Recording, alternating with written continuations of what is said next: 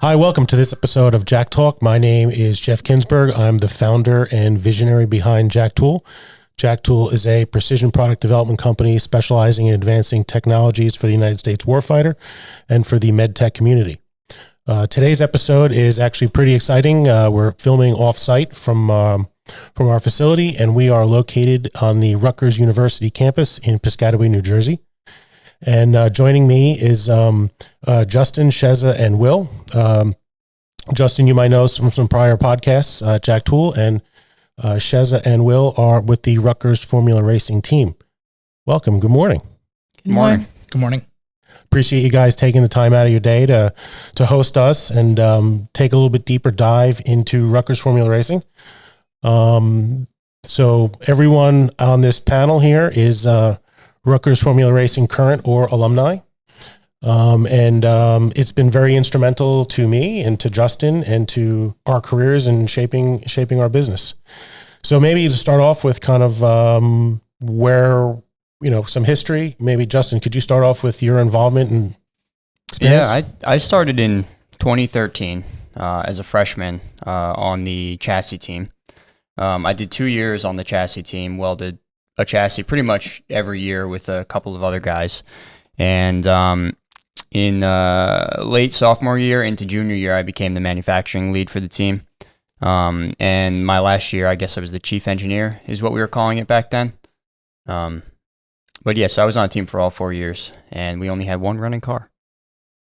In the 4 years? In the 4 years. The freshman year, we had a car that went to one competition and did not compete at another. I guess I'll go next. I'm Shiza. I'm currently the president of Rutgers Formula Racing. I've been involved 3 years that I've been at Rutgers. So I was a freshman back in 2023. And last year I was vice president. And this year I'm the current president of the team. That's quite an accomplishment to be a woman in engineering and leading this organization, which is very applied. Yeah, for sure. Congratulations. Thank you. Hello, I'm William Weiss. This is my 4th year on the team. I am a senior here at Rutgers University. This year, I am the design and suspension lead, but I have been the suspension lead since the second semester, my freshman year, when we first took on converting to an electric vehicle.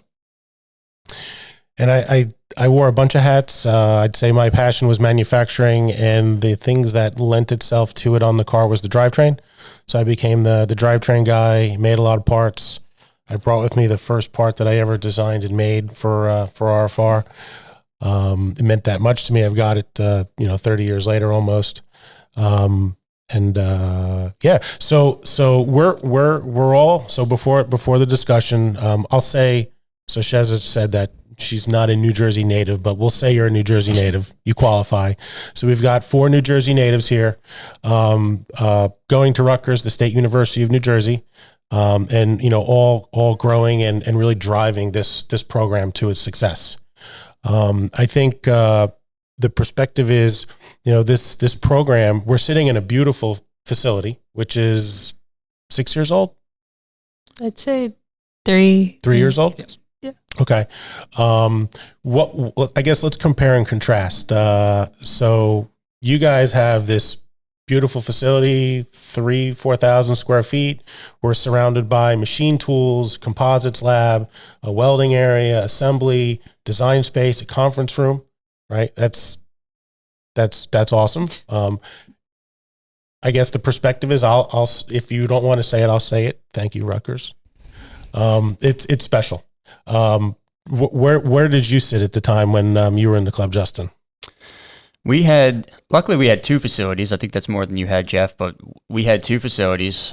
One was quite literally a garage, no bigger than your standard 1-car garage, and that was our machine shop. So that's where a lot of these similar machines that are around us here lived and were kind of packed into. And that was also where we had to build the car, because our other facility was, as far as I remember, it was like an old World War II barracks.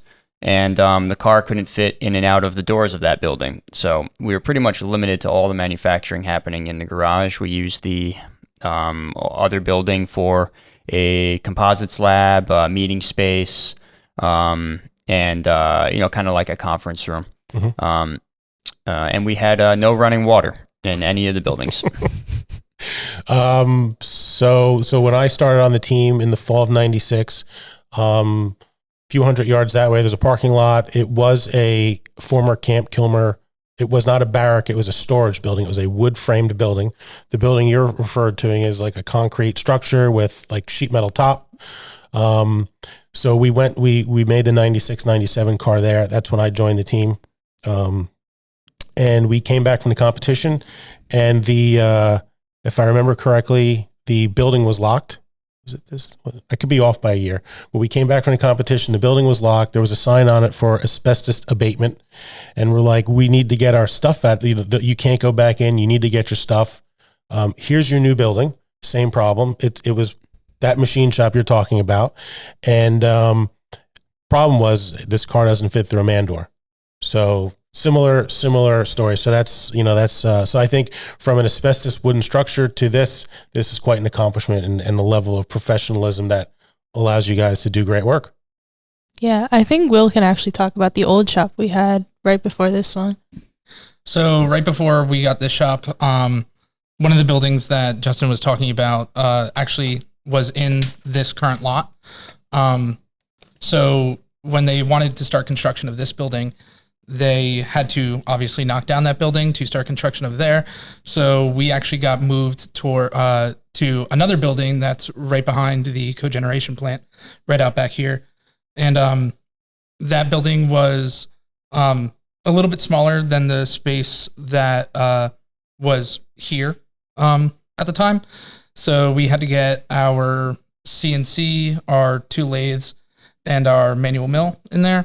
And that building was, it was older, but it was quite nice to have the rooms of separation because we had a composites room, a powertrain room, we had a machine shop, and then a nice meeting room. But it was an older building. It is now knocked down, but it was very nice to be able to move into this brand new facility. Mm-hmm. Mm-hmm. So I've got something that I think carries over into how we solve problems at JAKTOOL is something that I took away, and I know Justin took away, but I just want to pull on this is the notes here say scrappy approach, right? But it's really industrious, right? It's really working with what you got. So what are some, I guess, senses of accomplishment that you guys have had, or even Justin too, of like, Rutgers is a large ecosystem, right? And this is a very small thing on the spectrum, right? And we're sitting in basically a dedicated facility for the team. And there's been a lot of negotiation, bonding, and rapport, just networking to get to this spot, right? Even to get power drops for equipment is a big deal. So I guess, starting with Justin, what do you remember some of the things you're proud of? Things I'm proud of. Well, one of the things that, I don't know if you guys know this, but our year was one of the first years they started talking about building this building. And a couple of guys on the team, me, the president, and a couple of our senior leads ended up sitting in and being spokespeople on behalf of Rutgers clubs for what this building needs to have to make it like usable. So the stuff like power drops and needing certain voltage for machines to be in here, separate rooms for like composites, storage. Biggest one was we need to be able to fit a car out of the doors. So you guys got double doors everywhere. At least I got one thing right. But the power drops, I mean, it's incredible, and I'm really proud to have had a part in all of that. From a like cars perspective, like I said, when I was a freshman, we ran the 2013 car at the Michigan competition.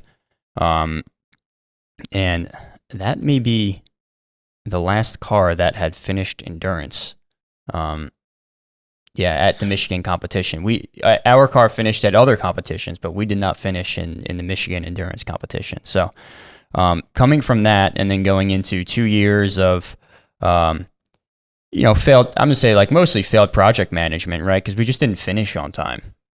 Going into my senior year as the chief engineer, which was essentially like the project lead, we finished in building the car in about February, and we started testing by March. And honestly, one of our downfalls was we may have done too much testing, that we put too much fatigue on some of the parts. By the time we ended up at the competition, some of those parts had fatigued.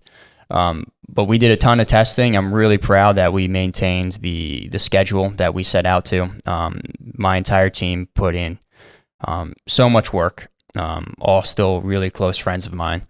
And it's tough being friends with the people that you work with, where you need to put in 80-hour weeks on top of, going to college senior year. But I'm really proud that we finished, and I'm really proud that we, made it to Michigan, competed in every event. We did not complete endurance, but we did complete endurance in Formula North, where we came in third, which was pretty amazing. So yeah, that's probably my proudest moment. What about you, Sheza? I guess for me, I have kind of stepped back from the technical standpoint as more of a managerial role, but I've just been really proud of the team and how far we've come. Like my freshman year, all we passed was mech tech. Last year we passed mech and electrical, like accumulator, like electrical tech. And so this year, hopefully we'll pass the rest of them. And I'm just really proud of where the team has come from. So I want to just put a spin on this. I came out of the team very proud. I could do some math and build things, right? But it's harder to manage people than it is to do math, right? So I want to applaud that, and I want to just speak up what you said. And so there's a whole management side. So a few weeks ago, I'm here and I'm lecturing, and I say to the room, who here is going to be a mechanical engineer? And everyone raises their hands, and I said, so what? Right? Who here's in sales? Who here can work with folks? One guy raises his hand, and I said, I think that you're gonna differentiate yourself from the rest of your peers, right? So, what are some of maybe the presidential aspects or management aspects that you're proud of here that are? I guess conflict management is really big on the team, especially when you're, working every single day with these people. Things are bound to happen. You're bound to have arguments, especially closer to competition and stuff like that. But we haven't had like major arguments or major quits on the team where it's like, hey, I'm done. Mm-hmm. So that's pretty nice. But also just being able to call each other, rely on each other, kind of like a family or like a group of really close friends is really nice. I guess one of my biggest accomplishments last year was setting up Rutgers Day, which is something we hadn't done in forever, where we had the running car at in the student center lot. Mm-hmm. And it was really nice. Everyone came out, and I had a lot of people telling me they had a great time, and I was just really proud of like how much I was able to put together in a short amount of time. Mm-hmm. The last Rutgers Day that there was a running car before that, we ran the 17 car, and I hit a hay bale. So if there was no hay bales, it was a success. What about you, Will? So one very proud achievement that I thankfully was here for was seeing the first running electric vehicle that we had built. It was a culmination of years of development. Started just as the pandemic was ending, we decided to switch to a electric drivetrain. And then in 2023, later in that year, we were able to get our first running electric vehicle. And that was fantastic. The car worked as intended. We got a lot of good testing out of it, and it really boosted the morale on the team enough to we got the 24 car running, which was our second electric vehicle, only a few months later, after we got the 23 vehicle running. So that was a huge accomplishment. I guess technical is the team did not have a machine shop. We had a hardened lathe just like this one. like, okay, so that has a machine shop. It wasn't complete. And a drill press, which was useless. So I worked in the industrial department here using their CNC equipment, and at home using my home shop. And the team was very trusting that I was going to deliver them a drivetrain from like wheel flange to wheel flange, right? Wheel flange, uprights, bearings, half shafts, differential. So this was not, I would bring it by on occasion, but I showed up too late. We'll say May 1st. I showed up May 1st and I'm like, here's the drivetrain. So I just remember that moment, and some of the alumni being there, like as they're helping us. Jerry was there helping us make body work at the time. I think that was just like I delivered on what I said I was going to do. And I think the other piece is and I think Justin touched on this, is most of there's a lot of conversation that I have very regularly that are my personal friends, mentors, JAKTOOL friends, customers, supporters. And it's just kind of this network that's been great to rely on over the years for that guidance. There was, so we were talking a little bit before that our president, Christy Richards, and myself and Justin were involved in the Rutgers Advisory Board to kind of provide industry feedback to the department to kind of shape curriculum. And a few years ago, 6 years ago, there's a discussion, and we're kind of building out the advisory board. It's been in continuum for over 15 years, probably closer to 20 years, but there's something about the Rutgers racing community that is very tight, right? And at the time it was now Dean Coutinho, he was a department chair. He says to me, whatever you guys are doing, because he thinks of me as Mr. ambassador, RFR, alumni. He says, whatever you guys are doing is what we need to do here, because I see the relationships, I see the giving, I see the involvement. How do we bring that at a department level? And that's something that we've been working through. But I'd say just this team, I'd say good job, right? It's recognized. So yeah.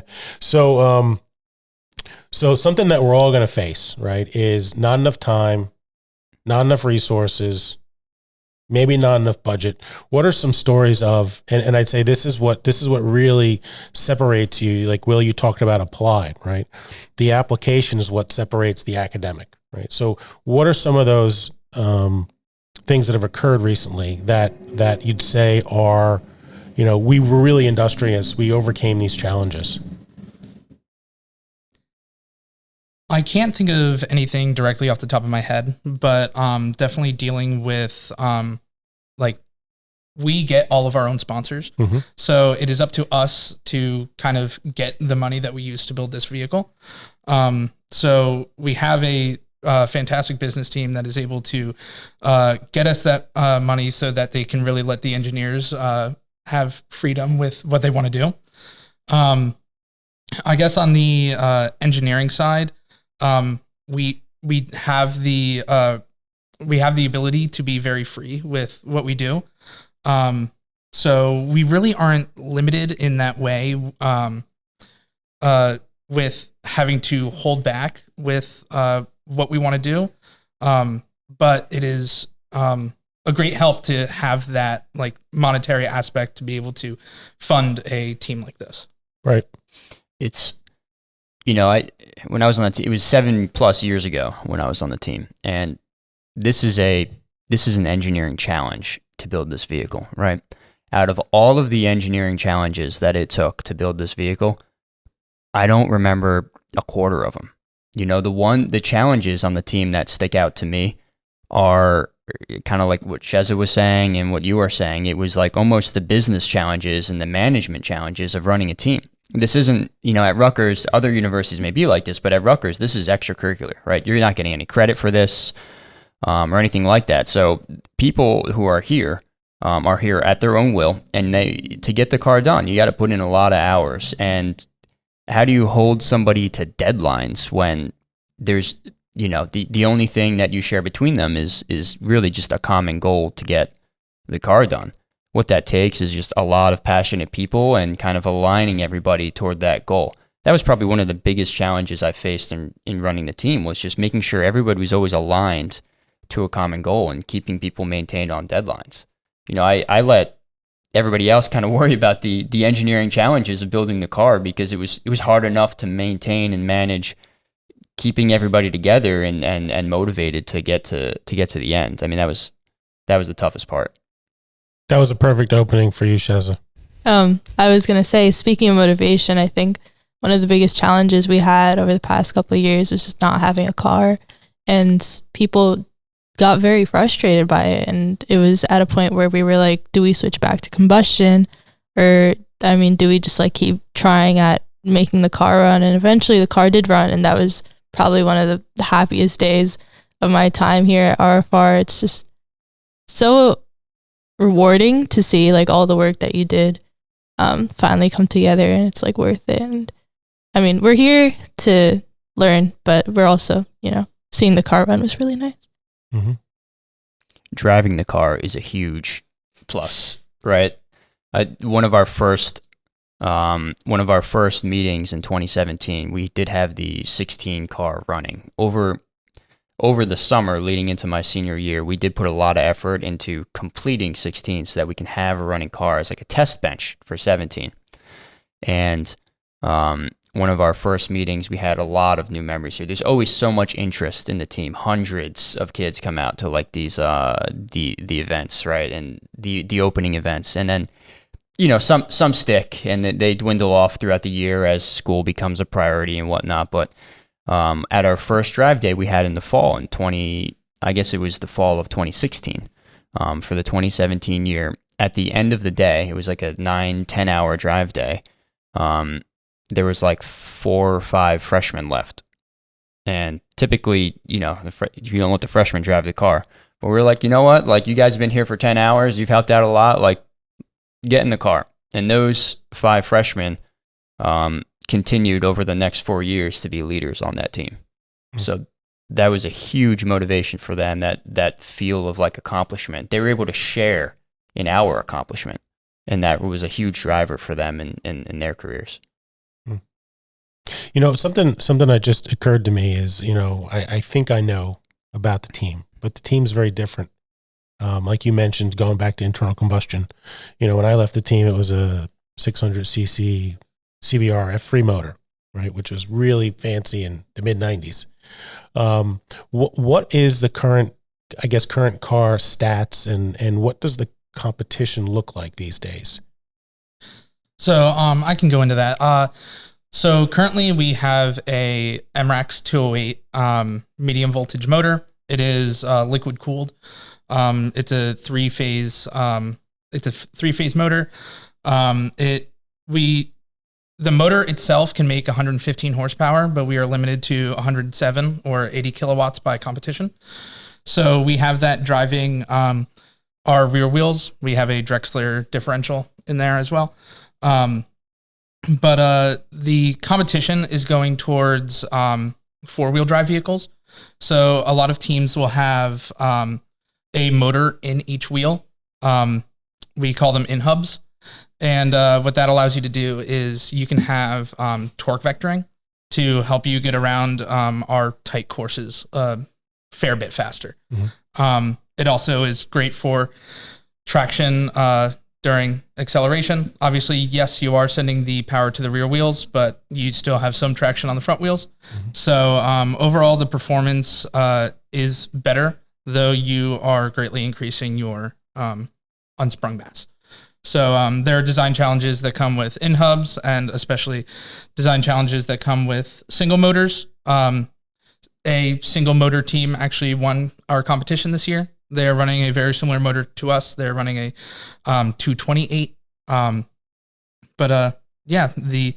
electric design challenge is, I would say, quite different than the combustion challenge, because you are also worrying about making sure that your battery pack makes it through endurance. You have pack degradation, so you're not going to have the same performance over every lap. So you have to take that into account when you're trying to create trying to pick your aero numbers and stuff like that. Mm-hmm. I was just thinking, and I guess when I was on the team, our car never weighed this, but the goal was at the time like a 500-pound car without the driver. What's a goal for the car to weigh these days?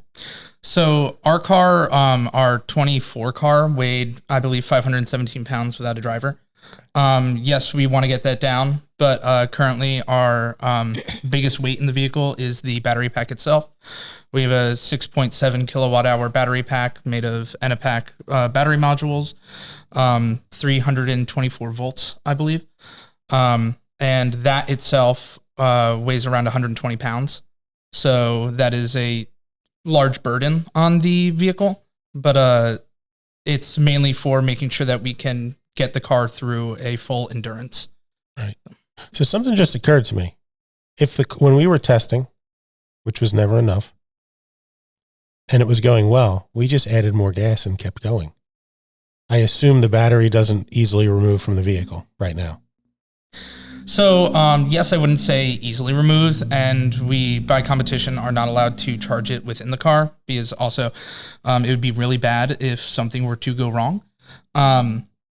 So, yes, we do have to take into account that during a drive day, we have a set amount of battery that we can use up, but it does take around an hour to charge the car to full. Mm-hmm. So, it's... as long as you have dedicated members who are willing to pull in and out a 120-pound battery pack, really we can have a pretty good day of testing, and that hour is a kind of good break, especially nowadays where it's quite cold out and everyone wants to get inside. And so even when you're not at the competition, you're not going to charge the battery in the car? No, okay. It's just too big of a risk. Got it. If we can get a battery pack, if something were to go wrong, we can get a battery pack outside and away from our vehicle. Mm-hmm. We can always try to replace a battery pack, but having to replace a whole vehicle would be detrimental. Makes sense. So, this is direct drive. You have no transmission. We do not have a transmission. It is directly to our differential. Okay. So this sounds fun. Now that the driver doesn't have to worry about the sensory and the feel of optimizing gear selection, what other fun things can you give the driver to do in the cockpit while they're driving to affect performance?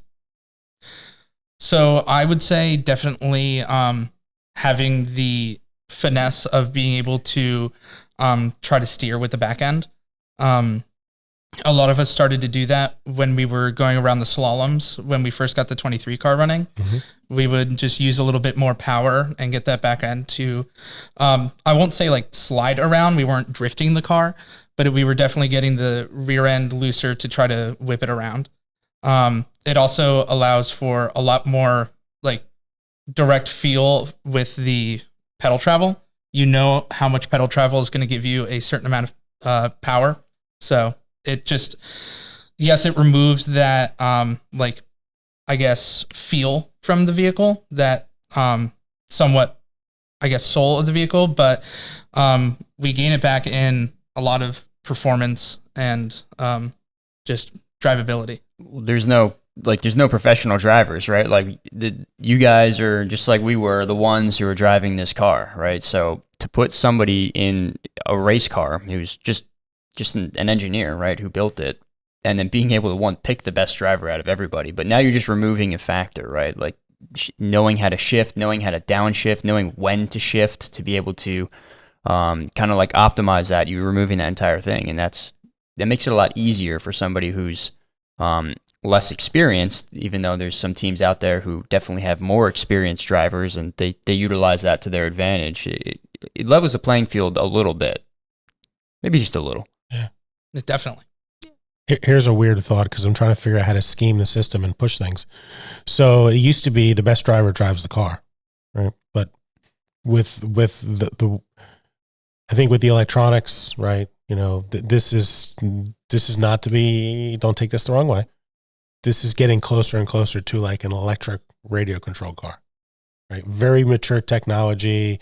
You drive it from a controller, right? You've got all sorts of I/O on the vehicle, right? Or autonomous driving. Do you want the best driver in the car, or do you want the lightest driver with the most driving aids? So we don't have a lot of driving aids, Okay. especially as a direct drive single motor. So we still want a very good driver who knows how the car should feel or wants the car to feel in order to try to make them faster. That is one of the goals of the suspension, is to try to make it so that a driver is confident and can drive the car at the limits. Mm-hmm. But yes, the competition is going the direction of having autonomous vehicles. We are this competition. There will actually be a showcase of, I believe, Carnegie Mellon will be showing off their autonomous driving car, and actually over in Europe, Formula Student, you have to have a run autonomous acceleration and autonomous skid pad in order for your points to count at competition. Wow. I'll second the wow. That's so cool. Yes. That's so cool. So when you get to that point though, so I think every year there's always like the guy with some driving experience, right? And we had a guy, Frank, who was a professional shifter cart driver, and he could noticeably, make an average car perform above average. But at some point, this turns into, autonomous vehicles. It really becomes more of an engineering showcase, less of a driver performance, which, there's some aspects of that I think are not good, but at the same time, that's pretty exciting. Usually the drivers are a fair bit faster than the autonomous vehicles that the algorithms that the students have to come up with. Mm-hmm. So obviously having the brain of a human in there is a little bit better than having a computer control where your car goes. A computer can also only do as much as you tell it to. Sure. And a driver can drive around a car. A computer who is the car can't really drive around itself. That's exciting. So I guess I'll start with you, Sheza. So from a program management standpoint, right? Are you on schedule? Well, I'm not really in charge of the technical timelines, but for now we are ahead of schedule than what we were last year. So that's a good thing. Are you closer to technical timelines? Yes. Are we on schedule? We are on schedule. So you said that with confidence. Yes. We just wrapped up our design, and we are getting to manufacturing within the next week. And January we call it Janman, so January manufacturing. So we're during the school break, a lot of us come in here and we just start building the car. We have chassis tubes on order. The chassis plates the chassis jig plates are also on order, and we are working on the jigging, the jig towers that we need to hold all the tubes in place to make sure that we have all the tubes in the right place when we weld up the chassis. But yes, I believe we did a very good job this year in making sure that we got everything designed in a timely manner. And this was just mainly learning from the past 2 years of like, where did things go wrong in the design cycle, and trying to make up for that so that we can get a car that is finished months prior to comp so that we can get testing. I think part of it was also 23 was our first electric car that we ever built, and that was not on a 1-year design cycle. And 24 was our first time doing it on a 1-year cycle. So this is our second time. So hopefully it seems to be going a lot smoother than previously. There's teams in this competition that recycle kind of like the same design every year, and they just reiterate, right? They just continuously reiterate cars. Historically, I feel like this Rutgers team, over its 25 year plus history, 89. Yeah, has consistently, we've made these massive changes, right? We've gone from a perfectly fine, 4-cylinder CBR engine to why don't we sleeve down a 675 3-cylinder Triumph motor this year, just just because somebody wanted to do something different, right? In our years, we switched from using these large engines altogether, and we switched to a single cylinder engine, right? And that took a lot of trial and error. Like I said, we didn't run a car for my sophomore and junior year. So you guys are kind of in a similar situation to what I was, is there was some massive shift in the powertrain or in the design of the vehicle. When our years were, I think Jerry will say that he had aero in his car, but we had the first aero package in a long time on our year too. And we've had these massive shifts, and it's not a lot of just reiteration of the same design or minor tweaks every year. We're doing these massive changes, and I think that's really awesome. A lot of what probably drives that is there's really no, school advising to the structure of the club, what the club does every year, and how we do that. It's such a student-driven exercise that everybody's in control, and that's pretty amazing. But where you guys are at now is similar to where I felt when I was a senior, and you've had kind of 2 years of figuring out how not to build a car on time. Yes. So I'm glad to hear that everything's going well this year, and I definitely wish you the best of luck. Thank you. Thank you. Yeah, there's like Justin was saying, there's two schools of thought. It's almost a pun. There's two schools. The schools typically manage the clubs in two different ways. And I remember at the time, Cornell and RIT, late 90s, were just constantly top, in UTA were top place teams. And if you look at their cars year after year after year, they're just slight tweaks, right? And the way they were able to have that design continuity is there was heavily involved community involvement from the academic side, right? And it would be like I remember being in a Cornell paddock area, and they open up a cabinet, and there's like a stack of components. It was uprights for the vehicle, because they knew that these uprights are only good for so many hours. Like they are that optimized, right? And that's not what this is, right? So to Justin's point, the team is running a business. You've got the freedom to rack and stack your priorities at the beginning of every year, and if you want to go off on challenging adventures, right? Nobody's going to say you must execute what was done before and make it 2% better, right? There's pros and cons to both models. I think kind of in the essence of like we're talking about ingenuity and problem solving, I think it definitely builds out more industrious folks, right? That can think on their feet and react and adapt, and that's a big credit to the team. Big credit. Yeah, there's learning how to maintain design history and maintain your design file year after year and understand how to do that iteration. There's a lot of value of that in engineering. I think there's more value in the failure that this team allows you to have, right? And the freedom that you guys are allowed to have here to try out your ideas and figure out, how to function after this, right? And that's, I think, why 7 years out of the team, the teams, the people on the team are very sought after in industry. And that goes across not just the Rutgers team, but, in all of industry. I remember my year, my senior year, SpaceX was becoming like a big thing. Tesla was becoming a big thing. And one of the things that Elon had said was that, he's only hiring students from the top, basically X universities, which were defined by him, not by some other list, right? Or if they have Formula SAE experience. And that's pretty powerful.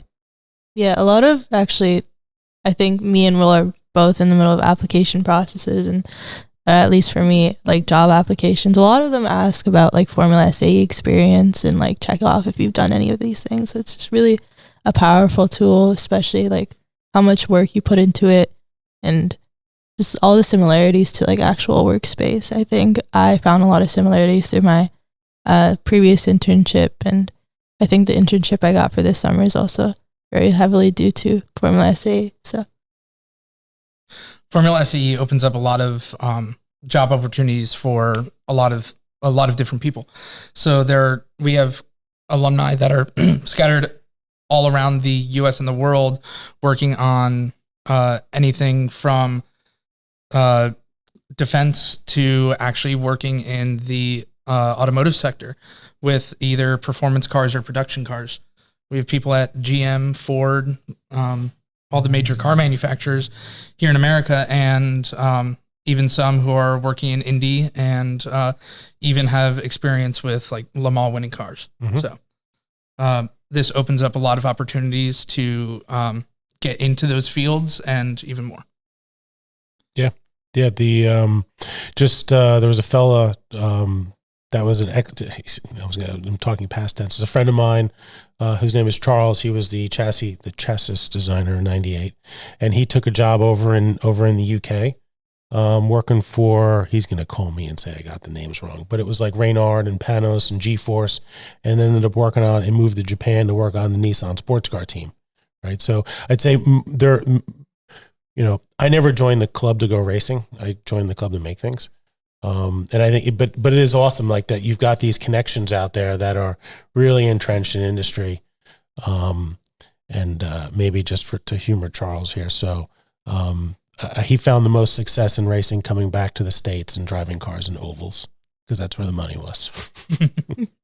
So were all the features and upgrades that you guys plan to roll out this year on the car implemented, and what things got shelved for future years? So, I can tell you what was implemented. The things that got shelved, I need to think about a little more. There were definitely some, but, so some of the things that we wanted to accomplish was making sure that we can just fit everything in the vehicle and make sure that a driver can fit in the vehicle. Our car was a little tight last year. It was fine for a majority of drivers. So that really wasn't a huge focus this year. But what we wanted to do is make sure that we had enough room to fit the battery pack, fit the motor controller, fit all of that, because there are also requirements on you need certain things spaced properly so that it's away from our battery pack and away from the driver. So we did extend the wheelbase by 2 inches. Yes, this is somewhat detrimental to our ability to turn the vehicle, but just making sure that we have a vehicle that can be easily worked on and easily assembled is what we decided is paramount this year. We were in the talks of going away from having aerodynamic devices on the car just to prioritize the rest of the vehicle, but the aerodynamics team really stepped it up and was able to develop a well thought out, well balanced aero package. I guess some things that are shelved for this year was we didn't want to fully redesign the battery pack. It would be better for us to switch to a 600 volt battery pack, which is the limit from competition, and run less cells in parallel and more cells in series. This would usually equate to a lower weight battery pack and marginal more performance from the motor. But due to the pack construction that we have, it's not that simple to switch over to that. And it's also the monetary aspect. The batteries are probably one of the most costly components of the car. So like our battery pack itself is probably around $30,000 of batteries. So that was definitely something that was thought about, but shelved for this year. I've heard just through the grapevine, Will, I've also heard, you already mentioned torque vectoring, and I know you were the former suspension lead. So I've heard from some of my friends and alumni that you had a strong desire to start working on some sort of torque vectoring aspect from a suspension standpoint. But when your current role is really like the design lead, is that something that, you're kind of disappointed that you had to shelve, that you weren't able to get working on? I'm not disappointed. I very much think that is something that we can definitely work towards, but it's not something that I see is able to be implemented immediately. The reason being is being able to get we need to make a running car at competition first, and I know that is paramount. So I'm not going to go and force upon the team that we make a whole new drivetrain and suspension in order to get that, in order to get the more performance out of the car and maybe not make it to competition again. So definitely focusing on like what needs to happen is paramount for this design cycle, though that torque vectoring will be the future. Also with like carbon fiber chassis, carbon fiber monocoques, that is also definitely a future goal of the team. So we don't have the current knowledge in order to do that. That knowledge has to be acquired over years of just research of from the chassis team. But every day it looks closer and closer to being able to switch over to say a carbon fiber monocoque or go for the ability to have 4 motors or 2 motors and have torque vectoring. So there are definitely things that are thought about every year, but I think the team has done a really good job this year in like knowing what setting goals and knowing what those goals entail. I don't think any one of my peers at your age would have been able to articulate that with the precision and maturity you did. Thank you. You're welcome. That's a lot there. There's a lot there. So you were about to say before when we were talking internal combustion versus gas, I almost thought you were about to say soul, right? Were you about to go like soul? Yeah. Okay. So a buddy of mine says to me, electric vehicles, they've got no soul. Where does the team, where do you guys stand on that? Will, aren't you a classic car guy? I am. I have a 89 Camaro that is 383 swapped, carbureted. So like, yes, I am definitely a classic car guy. I like the ground. I like the feel of the car, but electric cars, I have nothing against them. There are like, obviously in my head, future swaps that I want to do, but when it comes to big blocks and Teslas, pretty much the opposite. I want to put big, powerful electric motors in like large American land yachts. Yep. Because I feel like that would be pretty fun. But when it comes to the souls of these electric vehicles, I mean, obviously I might be biased, but the soul of the team is in each of these cars. We spend years designing, developing, and thinking about these vehicles. And when I say years, yes, our design cycle is a single year, but like I said before, you're thinking about what is the future of the team? What could these cars be in the future? So there's years of thought that goes into each and every one of these cars. So the soul of the team is in these cars. I don't think that these cars in particular are have any real less soul than the ICE cars. They have a little bit less feel. I can tell you, I've gotten to drive the 2019 car that was a single cylinder KTM engine. You feel that car. That car, even when you're at a standstill, it you feel every vibration in every one of your bones. You are surrounded by this vehicle. But what the electric car allows you to do is you feel a lot more free.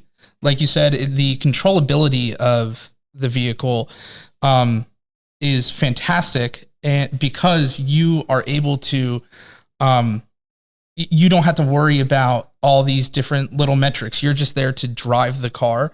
It's really fun to be able to drive these vehicles, and you feel very fast doing it. It's if anyone has gone like go-karting, it's a lot more fun to go go-karting with your friends if you don't have to sit there and worry about making sure that you upshift at the right moments, downshift when you're going into a turn. You're just there with a throttle and a brake, and you have that freedom. So the souls of these cars is really isn't taken away by going to electric. It's just changed. Where do you sit on this, Sheza? So personally, I came into RFR not knowing anything about cars, and I still kind of am that way, except about Formula SAE cars. I could tell you a little bit about those. But as far as I guess ICE versus combustion, I don't really have a preference. I think combustion cars are cool. They sound cool. But ICE is, I mean, EV is probably the future. I mean, that's where everything's going to these days. So, I mean, both have their drawbacks and good things about them. So, do any of the teams make cars that pump out noise? So all of them do. The electric cars do have like chain noise. They have gear noise. So if you've ever watched like a video of a vehicle with straight cut gears, that's the whine that you get from these teams that have in hubs.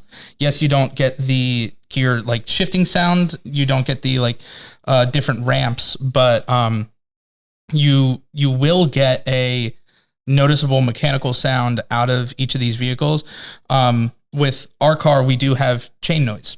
There is noise to the vehicle. Yes, it's not an engine, but you can tell the car's moving. Mm-hmm. So predictions for this season. Where are we going to land the plane? So this season, I'm looking at getting into the midfield of cars that finish endurance. So that will get us in, I would say, the top 20 of teams that compete.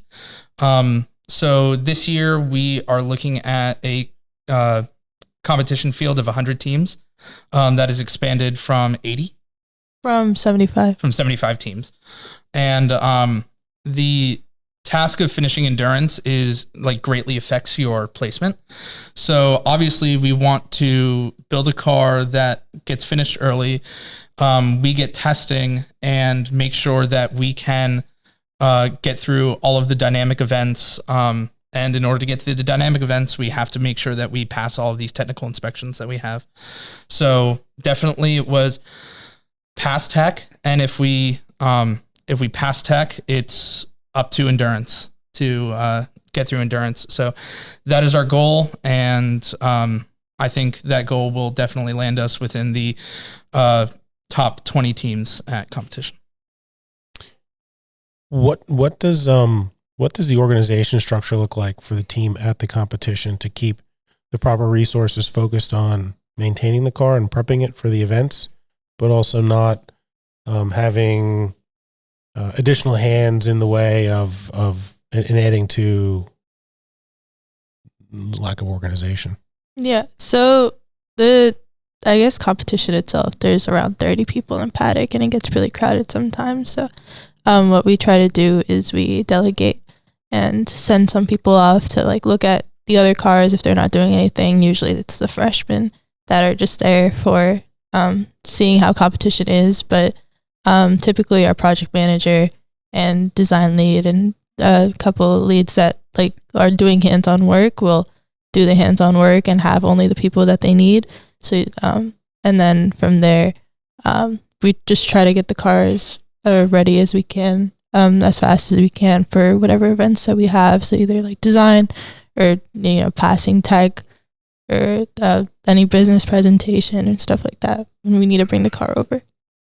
It's kind of funny that you say that. Well, in my senior year, this comes from like one of our 2016 like management goals, was that we wanted to like from a managing perspective, I wanted to show up to competition, pull out the car, pull out a couch, and sit around and wait until I had to go to tech, right?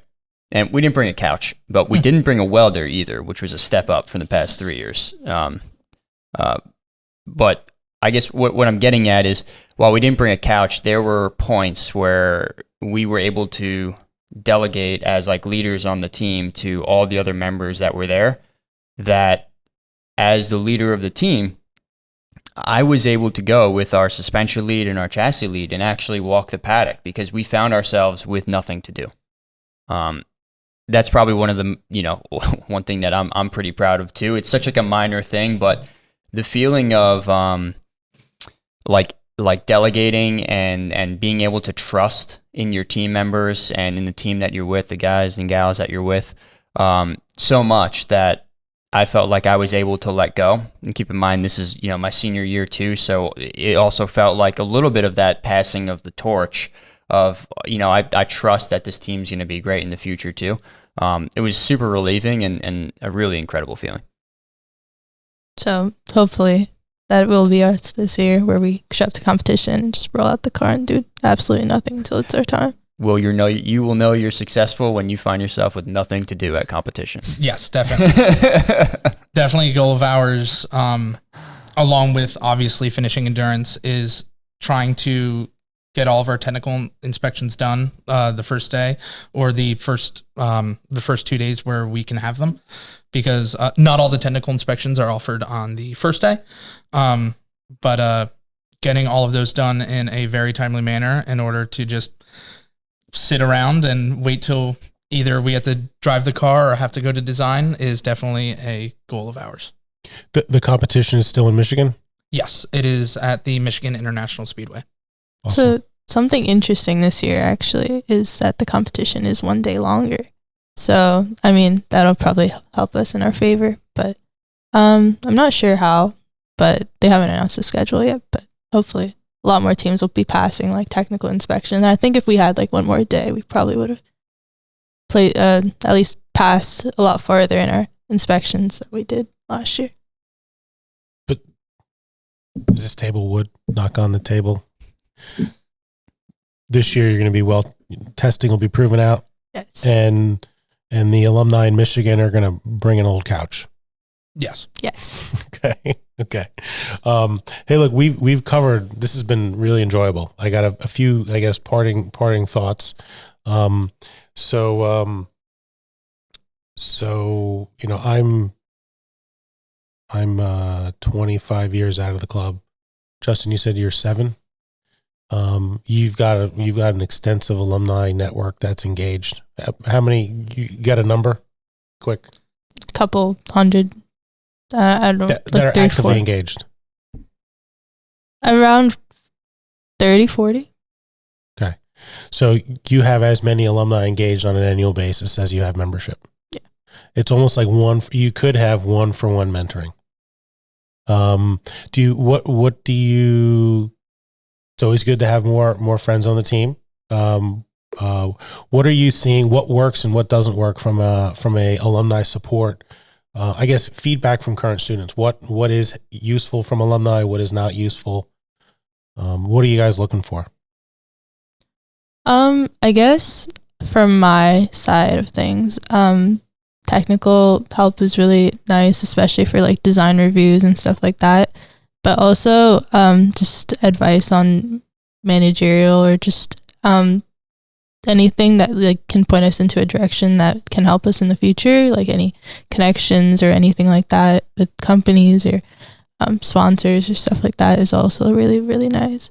But as far as like the alumni network in general, I think the alumni have done a great job of just responding to us whenever we need help. And there's like a lot of people. There's the alumni Facebook group, and I think everyone wants the team to get better, and everyone remembers their time in the Formula SAE team, and they just want us to do as best as we can right now. So it's always really great to have their support and their mentorship. The alumni have been great help this year.